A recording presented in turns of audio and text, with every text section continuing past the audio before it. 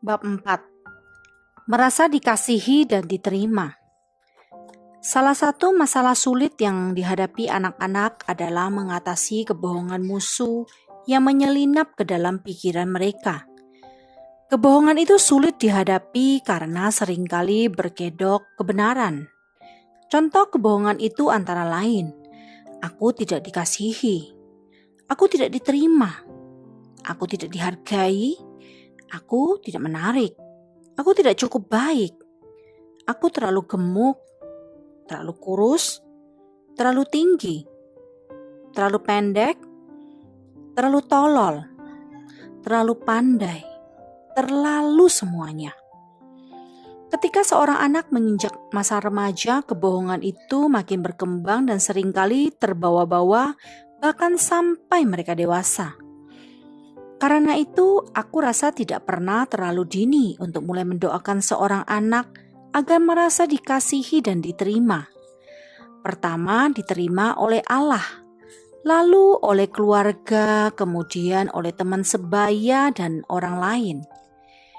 Kita dapat mulai mendoakan hal ini sejak mereka masih bayi atau berapapun usia mereka sekarang ini, dan doakan hal ini sepanjang hidup mereka. Kebalikan dari dikasihi dan diterima adalah ditolak. Sesuatu yang tentunya kita semua pernah mengalami sekali, dua kali dalam hidup kita. Siapa di antara kita yang tidak pernah merasa jengah, dipermalukan, gagal, bersalah, atau tidak diterima seseorang karena sesuatu yang kita lakukan? Mungkin orang yang berbuat demikian seorang anggota keluarga kita, seorang teman, bahkan orang yang tidak kita kenal. Penolakan itu sesuatu yang biasa terjadi pada semua orang.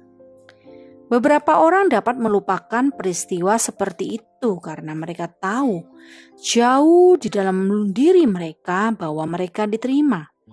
Tetapi orang lain mungkin menanggung luka perasaan yang mendalam karena berkali-kali mereka telah mengalami penolakan. Sehingga kalau mereka merasa tidak diterima, mereka memperlihatkan sifat buruk mereka. Itulah sebabnya mengapa penolakan sebetulnya menjadi akar penyebab banyak kejahatan yang kita baca di koran setiap hari. Seorang pekerja yang tertolak datang kembali ke tempat kerja semula dan menembak bos dan rekan sekerjanya. Seorang suami yang tertolak memukuli atau membunuh istrinya.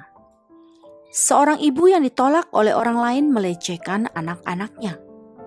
Penolakan membangkitkan sifat-sifat terburuk dalam diri seseorang.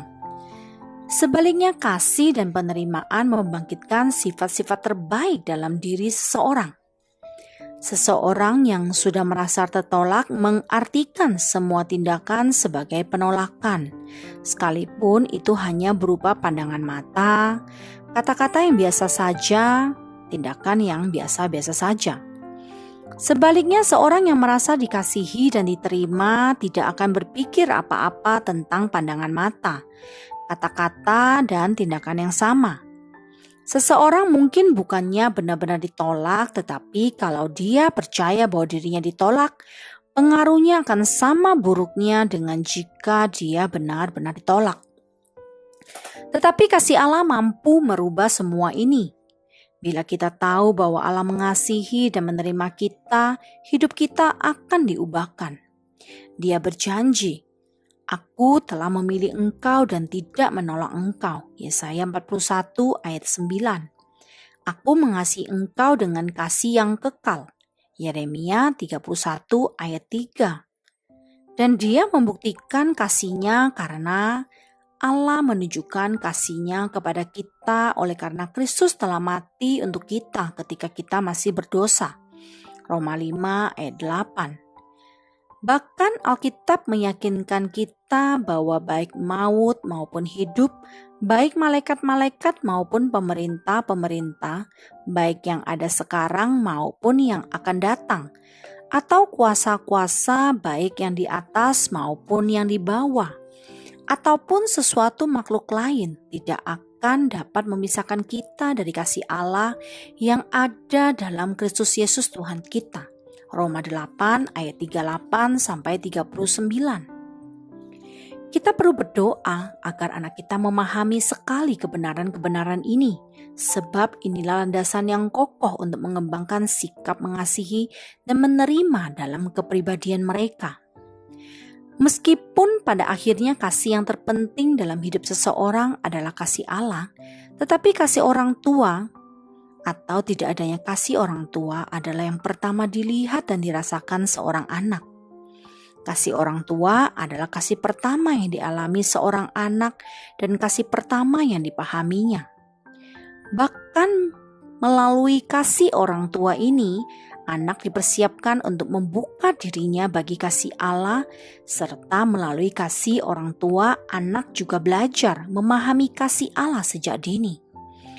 Itulah sebabnya ketika anak kita lahir, kita perlu berdoa, Tuhan, bantu aku untuk sungguh-sungguh mengasihi anak ini sesuai dengan kehendak-Mu dan ajar aku untuk menyatakan kasih ini dengan cara yang dapat dipahaminya. Tetapi bagaimana jika saat ini anak Anda sudah besar dan Anda mengerti bahwa karena sesuatu hal dia tidak merasa dikasihi? Anda dapat mulai sekarang juga meminta Allah menembus hatinya dengan kasih-Nya, dan mintalah agar Allah membuka hatinya untuk menerima kasih Anda dan kasih orang lain. Mintalah agar Allah menunjukkan apa yang dapat Anda lakukan untuk menyatakan kasih ke anak Anda, dan jangan dengarkan iblis yang menyerang Anda dengan rasa bersalah karena kegagalan Anda di masa lalu. Anda tahu taktik yang sering digunakan iblis, misalnya, anakmu tidak merasa dikasihi oleh kamu orang tua yang brengsek. Karena kamu tidak mampu menjalankan fungsi sebagai orang tua, kamu tidak dapat menyatakan kasih kepada anakmu. Kamu sendiri tidak pernah dikasihi orang lain, jadi bagaimana kamu dapat mengasihi orang lain? Semua ini adalah kebohongan dari jurang neraka dan merupakan bagian dari rencana setan untuk hidup anak Anda.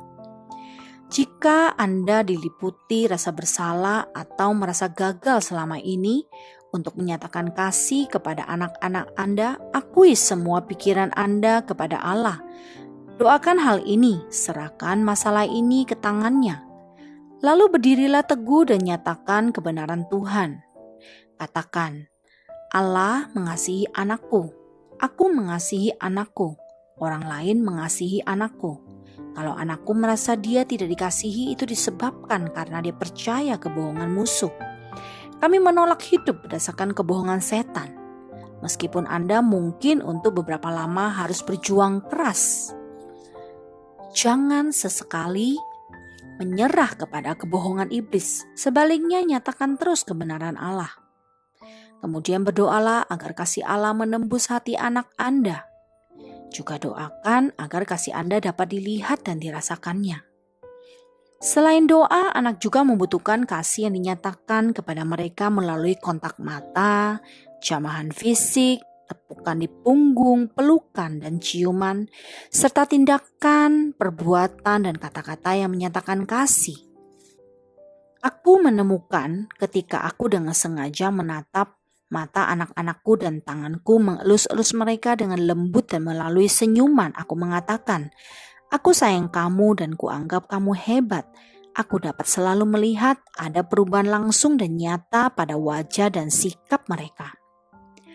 Cobalah lakukan hal yang sama dan Anda akan melihat apa yang kumaksud. Pada mulanya mungkin Anda agak canggung karena Anda belum pernah melakukannya, atau karena anak-anak Anda mungkin sudah besar atau bahkan dewasa. Tetapi biarkan saja dan tetap lakukan hal ini. Kalau Anda ragu-ragu, berdoalah agar Allah memampukan Anda melakukan hal ini dan agar tindakan Anda diterima dengan baik. Kalau Anda merasa tidak memiliki kasih yang Anda dapat berikan kepada anak-anak Anda, mintalah Roh Kudus untuk memberikannya kepada Anda. Alkitab mengatakan, kasih Allah telah dicurahkan di dalam hati kita oleh Roh Kudus yang telah dikaruniakan kepada kita. Roma 5 ayat 5. Salah satu tujuan utama Allah untuk mengisi hidup Anda dengan kasih-Nya yang melimpah, agar kasih itu juga mengalir kepada orang lain. Berdoa untuk anak-anak Anda selain merupakan penyataan kasih di hati Anda, juga merupakan sarana yang membuat kasih itu akan dilipat gandakan sehingga melimpah dalam hidup mereka.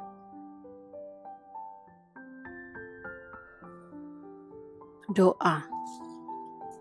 Tuhan, aku berdoa untuk sebutkan nama anak Anda, agar dia merasa diterima dan dikasihi. Tembuslah hatinya dengan kasih-Mu sekarang juga, dan tolonglah dia agar sepenuhnya memahami betapa kasih-Mu mampu menjangkaunya dan bahwa kasih-Mu itu sempurna. Firman-Mu mengatakan bahwa Engkau sangat mengasihi kami sehingga Engkau memberikan anak-Mu yang tunggal untuk mati bagi kami. Yohanes 3 ayat 16.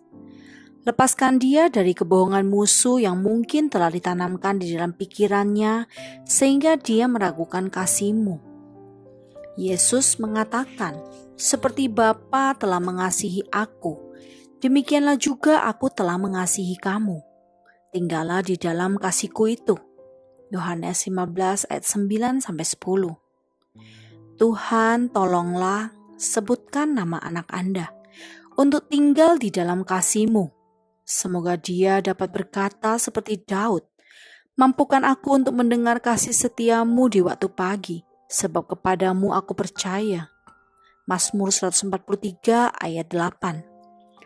Nyatakan kasih-Mu kepada anak ini secara nyata hari ini, dan tolonglah dia untuk menerima kasih-Mu. Aku juga berdoa agar Engkau menolongku mengasihi anak ini tanpa syarat seperti yang selalu Kau lakukan, dan mampukan aku untuk menyatakan kasih dengan cara yang dapat dipahami anak ini. Tunjukkan padaku cara menyatakan kasih-Mu dan meladani kasih-Mu kepadanya sehingga dia dapat mengerti kasih-Mu dengan jelas. Aku berdoa agar semua anggota keluargaku mengasihi dan menerima dia. Biarlah dia juga diterima orang lain juga. Hari demi hari ketika dia mengembangkan rasa percaya bahwa dirinya dikasihi dan diterima, bangkitkan di dalam dirinya kemampuan menyatakan kasih kepada orang lain. Mampukan dia untuk menjangkau orang lain dengan kasih menurut cara yang benar. Ketika dia dapat sepenuhnya memahami dalamnya kasih-Mu padanya dan dia menerima kasih-Mu di dalam jiwanya, jadikan dia bejana yang mengalirkan kasih-Mu kepada orang lain. Dalam nama Yesus, aku berdoa. Senjata peperangan. Silakan mengutip beberapa ayat di bawah ini dan bisa diganti dengan nama anak kita. Dalam hal inilah kasih Allah dinyatakan di tengah-tengah kita, yaitu bahwa Allah telah mengutus anak yang tunggal ke dalam dunia supaya kita hidup olehnya. Inilah kasih itu, bukan kita yang telah mengasihi Allah, tetapi Allah yang telah mengasihi kita dan yang telah mengutus anaknya sebagai pendamaian bagi dosa-dosa kita. Saudara-saudaraku yang kekasih, jikalau Anda sedemikian mengasihi kita, maka haruslah kita juga saling mengasihi. 1 Yohanes pasal 4 ayat 9-11. Sebab engkaulah umat yang kudus bagi Tuhan Allahmu. Engkaulah yang dipilih oleh Tuhan Allahmu dari segala bangsa di atas muka bumi untuk menjadi umat kesayangannya. Ulangan 7 ayat 6. Kita telah mengenal dan telah percaya akan kasih Allah kepada kita. Allah adalah kasih, dan barang siapa tetap berada di dalam kasih, ia tetap berada di dalam Allah dan Allah di dalam dia. 1 Yohanes 4 ayat 16. Akan tetapi kami harus selalu mengucap syukur kepada Allah karena kamu, saudara-saudara yang dikasihi Tuhan. Sebab Allah dari mulanya telah memilih kamu untuk diselamatkan dalam roh yang menguduskan kamu dan dalam kebenaran yang kamu percayai. 2 Tesalonika pasal 2 ayat 13. Terpujilah Allah dan Bapa Tuhan kita, Yesus Kristus yang dalam Kristus telah mengaruniakan kepada kita segala berkat rohani di dalam sorga. Sebab di dalam Dia Allah telah memilih kita sebelum dunia dijadikan, supaya kita kudus dan tidak bercacat di hadapan-Nya. Dalam kasih Ia telah menentukan kita dari semula oleh Yesus Kristus untuk menjadi anak-anak-Nya, sesuai dengan kerelaan kehendak-Nya, supaya terpujilah kasih karunia-Nya yang mulia, yang dikaruniakannya kepada kita di dalam Dia yang dikasihinya. Efesus 1 ayat 3-6.